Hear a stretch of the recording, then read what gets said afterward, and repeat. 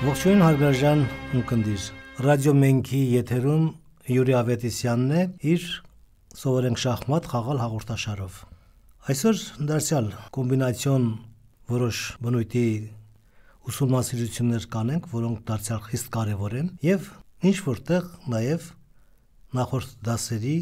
հետ համագործակցության բավական սերտ հարաբերակցության մեջ են գտնվում։ Որն է այսօրվա մեր ուսուցման անցնող նյութի թեման։ Այն կոչվում է մեկուսացում, փակում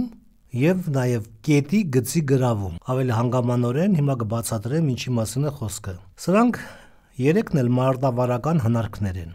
Բոլոր մարզաձևերն էլ, այդ թվում եւ շախմատը, ունի մարտը վարելու հնարք,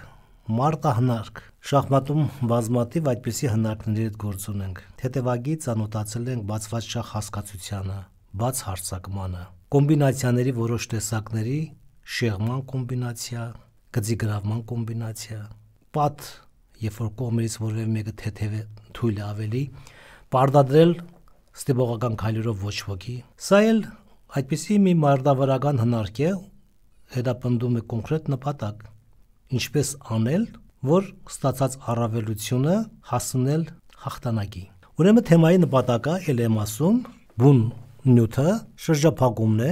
ավելի ճիշտ մեկուսացում, գծի փակում, կետի գրավում։ Հիշում եք, դեռ սկզբում, որ մենք շախմատի խաղատախտակներ ենք ուսումնասիրում, ես խոսել եմ գիծ հասկացության մասին։ Դաշտերը որոշակի դասավորությամբ 3 ուղղություն, 3 գիծ էին առաջացնում խաղատախտակի վրա։ Դրանք հորիզոնականներն էին, ուղղաձիգներն էին,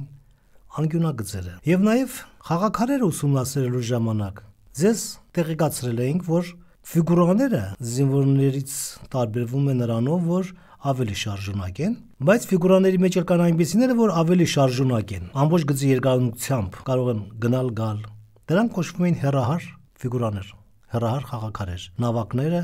թագուհիները, փղերը։ Եվ ահա այդ գծերի վրա համագործակցելով նույն գծի կամ ուղղաձիգով եւ հորիզոնականով ուղղաձիգով, անկյունագծով կարող են մի քանի խաղաքար որևէ կետի վրա հարձակում կատարել։ Եվ այդ հարձակումը կարող է ճակատագրական դառնալ, կարող է մի քայլից մատ հայտարարել, երկու քայլից նույնիսկ մատ հայտարարել։ Հետևաբար մեր մարտավարական հնարքը, որ ուսումնասիրում ենք, հենց այդ հարվածի կանխման, այսինքն երկու խաղաքարերի, 3 խաղաքարերի համագործակցությունը, որոնք նույն կետի վրա են հարձակվում, խզել կապը խաղաքարերի, որպեսզի թույլ չտաք նրանց համազոր ուժը գործի։ Եվ այսպես կոնկրետ օրինակներով ծանոթանանք ողջ ասվածին։ Օրինակ առաջին՝ սպիտակներ, արքա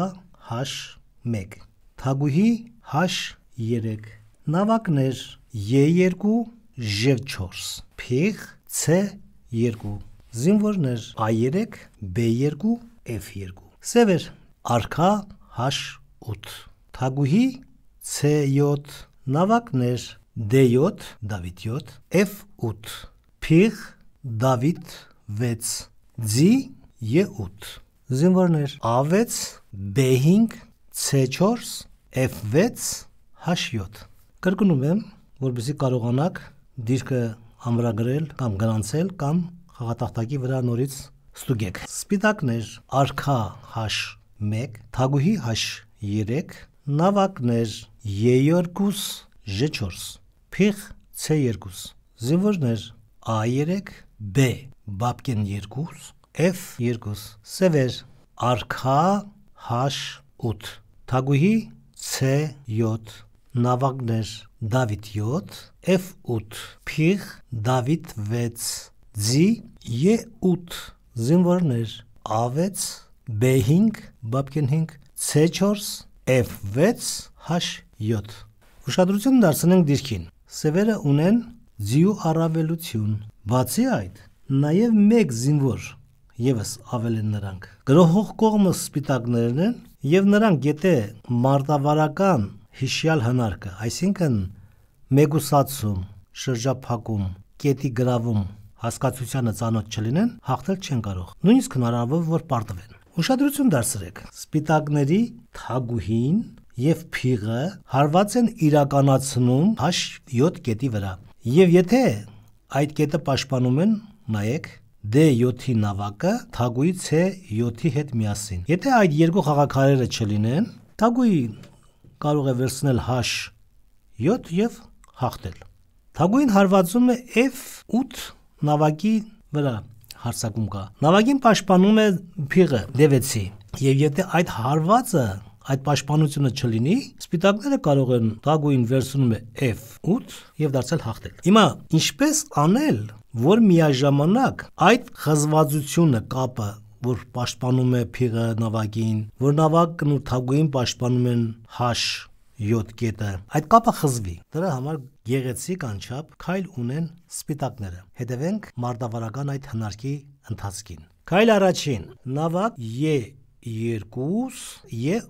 նավակ E2, E8։ Նավակը զոհաբերում են սպիտակները։ Բայց արդյոք հնարավոր է նավակը վերցնել։ Նավակը վերցնելու երկու հնարավորություն ունեն սևերը։ Կամ նավակ D7 վերցնում է E7, կամ փիղ D6 վերցնում է E7։ Եթե նավակը վերցնում է սևերը D7-ից E7, վերանում է պաշտպանությունը F8 կետի վրա, կհետևի երկրորդ քայլ թագուհի H6 F8 մատ։ Եթե փիղն է վերցնում առաջին քայլ սևերի D6 վերցնում է E7, ապա հետևում է թագուհի H6 H7 մատ։ Անչափ գեղեցիկ կերպով սպիտակները հասան հաղթանակի, կիրառելով մարտավարական արդեն ձեզ հայտնի հնարքը՝ մեկուսացում, շրջափակում։ Մեկուսացում բնական է, մեկուսացվեց խաղաքարը, կետը մեկուսացվեց, խզվածությունը վերացվեց, կապը վերացվեց այն խաղաքարերի, որոնք պաշտպանում են միմյանց։ Նավակ պարզապես E7 ուժեղ քայլը միանգամից հանձնվում են այս քայլից հետո սևերը, որովհետև պաշտպանություն այլևս չկա։ Ցտեսություն, միշտ նոր հանդիպում։